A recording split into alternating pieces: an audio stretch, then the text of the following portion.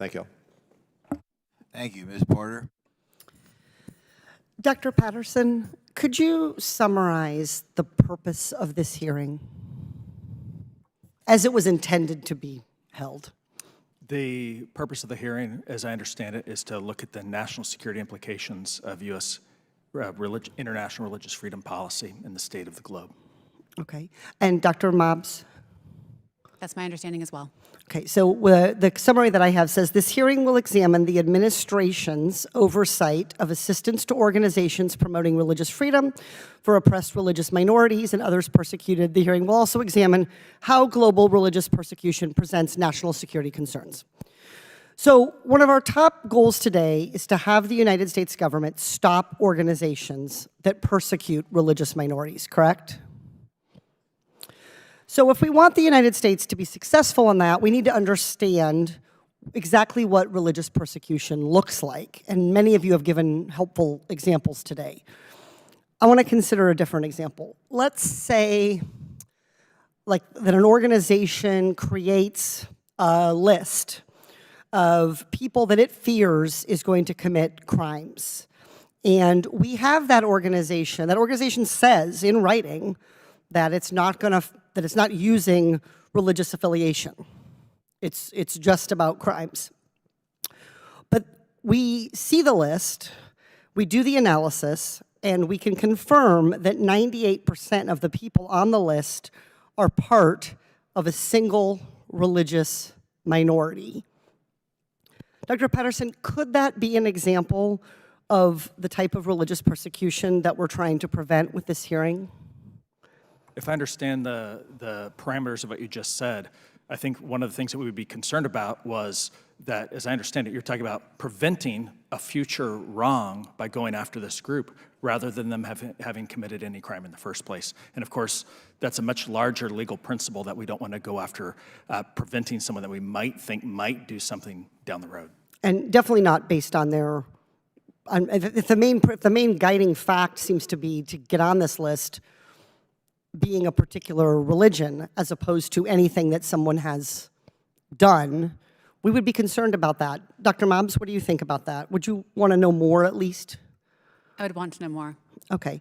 Ms. Tyler, how about you? Yes, I mean, I think that hypothetical talks about how one could use religion as a proxy for a security threat, which is a way of singling out a single religion for government disfavor. Mr. Curry, excuse me. As I understand it, yes, I agree. Yeah. Okay. So at the beginning of this hearing, we said it's the United States' duty to do oversight of religious persecution. I gave an example of that we think could at least raise concerns.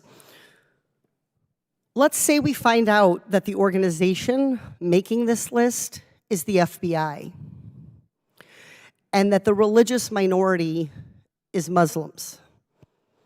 This is a real-life example. A copy of the FBI's terrorism watch list was leaked, and an analysis showed that 98% of the names on that list are those of Muslim people. Now that we have this specific, do you still think that we should do oversight and the administration should do diligence to make sure that the FBI watch list is targeting people based on risk and not on religion? Ms. Tyler? Absolutely. I think if we are to defend religious freedom around the world, we must be sure that our government is also defending religious freedom here at home. Dr. Mobbs? Absolutely. Being placed on a list should be based on behaviors, predictions, risk analysis, and should not be predicated on religion at all. Dr. Patterson? I concur, and I think it's exactly right for Congress to be doing oversight in the first place over the executive branch. Mr. Curry? Yes. So we have a strong consensus here, and I hope my colleagues on the other side of the aisle will join with me in asking that the administration give us more information about how they've constructed this list and why the list seems to be based on religion. And if it's not true, that they're able to explain that and answer that to us. We have a duty as a country to do that kind of oversight to stop persecution, and we do not have credibility internationally to take on the kinds of challenges that you've described today if we are not doing it here. We've heard it today from witnesses, Republican and Democrat alike, that religious persecution harms our national security. And that is just as true when we may be missing or under-identifying national security threats to our own country internally because we are using religion as a basis to identify people for the terrorism watch list.